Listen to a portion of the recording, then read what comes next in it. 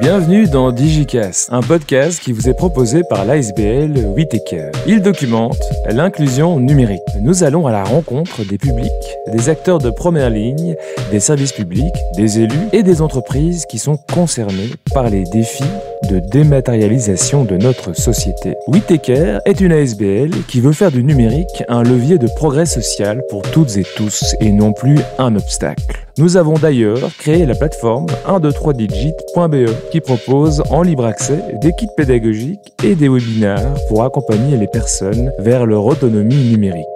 Bonne écoute!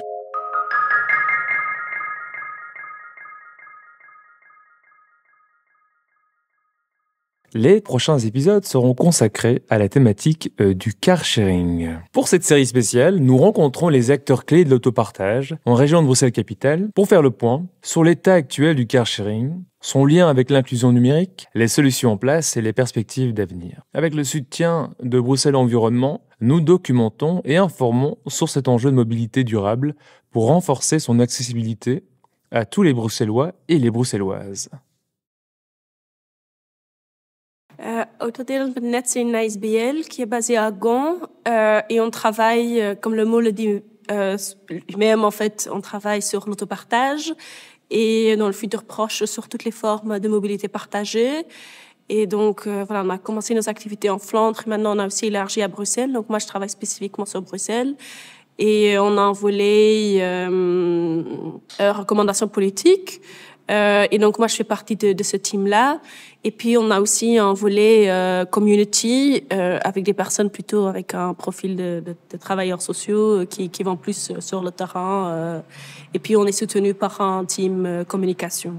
Donc, moi, je travaille en tant que conseillère politique dans le team de politique, justement. Et donc, je travaille sur Bruxelles.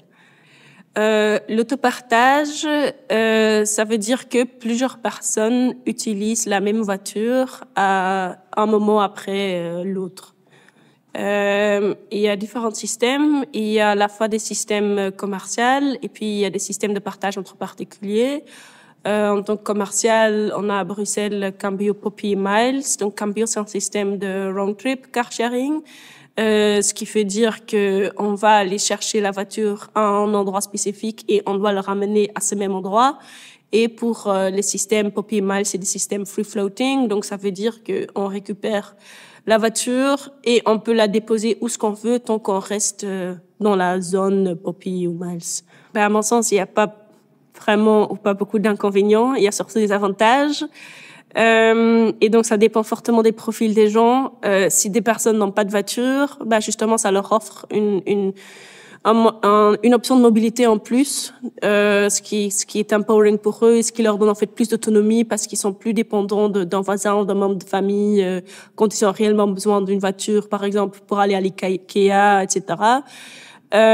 Et pour les personnes qui disposent d'une voiture, jusqu'à un certain kilomètre par an, en fait, ça leur permet d'économiser parce que voilà, posséder une voiture, ça coûte quand même beaucoup d'argent.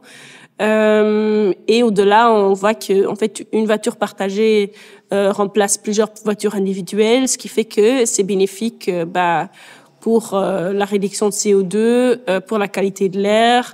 Ça fait aussi qu'il y a plus de place pour autre chose que pour les voitures, c'est-à-dire pour avoir plus d'espace vert, mais il y a aussi plus d'espace pour d'autres moyens de transport, comme pour les personnes qui se déplacent à pied, pour les cyclistes.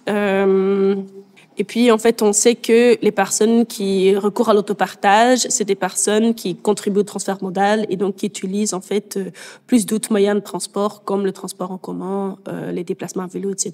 Il y a quand même tout un tas de freins.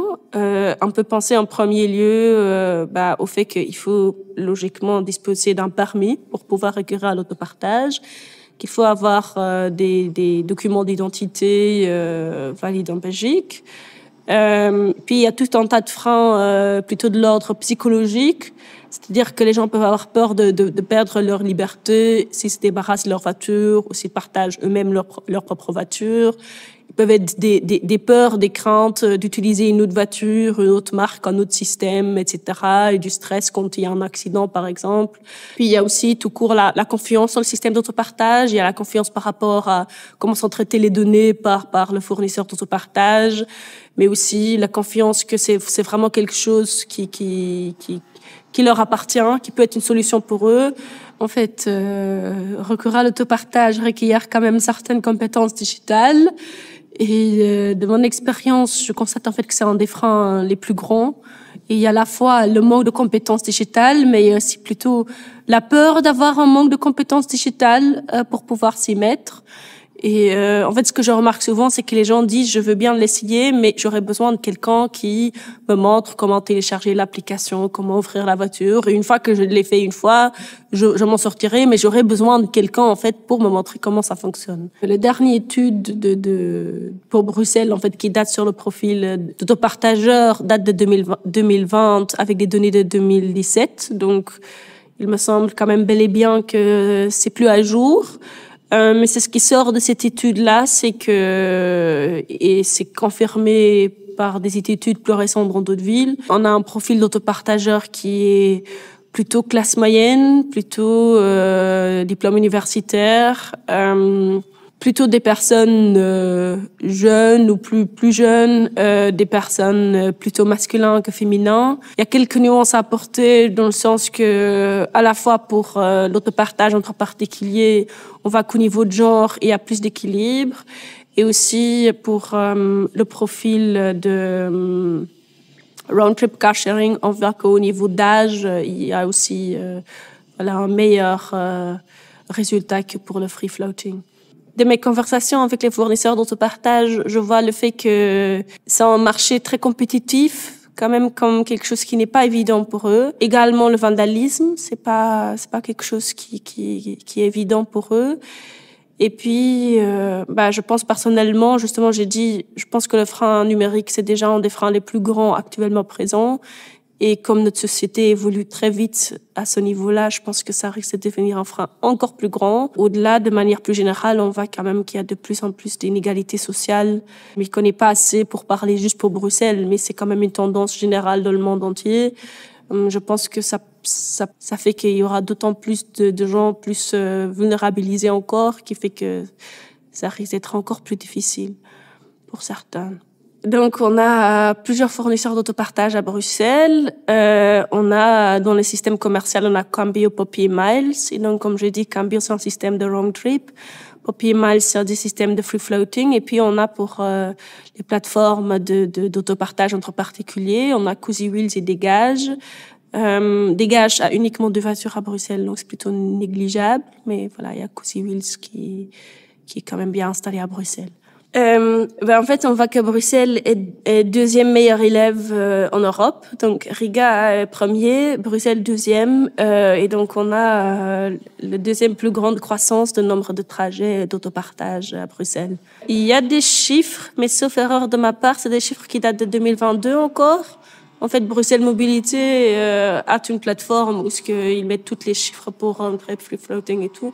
Et donc, à ma connaissance, je regarde de manière assez régulière si on a déjà les chiffres de 2023, mais je le pense pas.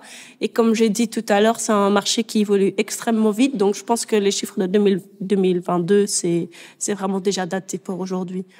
Il y a aussi des personnes qui utilisent l'autopartage pour partir en vacances. Ouais, c'est tout à fait possible. Et là, l'été dernier, Poppy a même vraiment fait une pub là-dessus, partir en vacances avec Poppy, avec la possibilité que la voiture Poppy soit livrée en fait devant chez soi ou très proche de chez soi pour partir en vacances. À mon sens, c'est un avantage, surtout qu'on voit quand même qu'il y a pas mal de gens justement qui se débarrassent pas de leur voiture en disant mais je veux quand même partir en vacances et on doit amener plein de trucs pour aller en vacances et donc on a besoin de la voiture. Et donc, voilà, le fait qu'on peut utiliser la voiture partagée pour partir en vacances, je pense que c'est un réel avantage qui peut faire en sorte que les gens se débarrassent effectivement de leur voiture. Pour les personnes qui n'ont pas de voiture, je pense que ça peut être un avantage pour eux de pouvoir partir alors en vacances en voiture, mais ça dépend vraiment de quel profil. Parce que ça coûte quand même déjà quelque chose. Si on part 2 semaines en vacances, je sais pas les prix exacts, mais voilà, ça va quand même coûter quelque chose. Et pour ceux qui sont les plus précarisés, il me semble quand même que ça va être trop cher. Mais pour ceux, plutôt le profil comme moi, qui peut pas non plus se payer une voiture privée, mais qui peut quand même payer un peu pour les vacances. Alors oui, moi j'entre dans ces cases-là.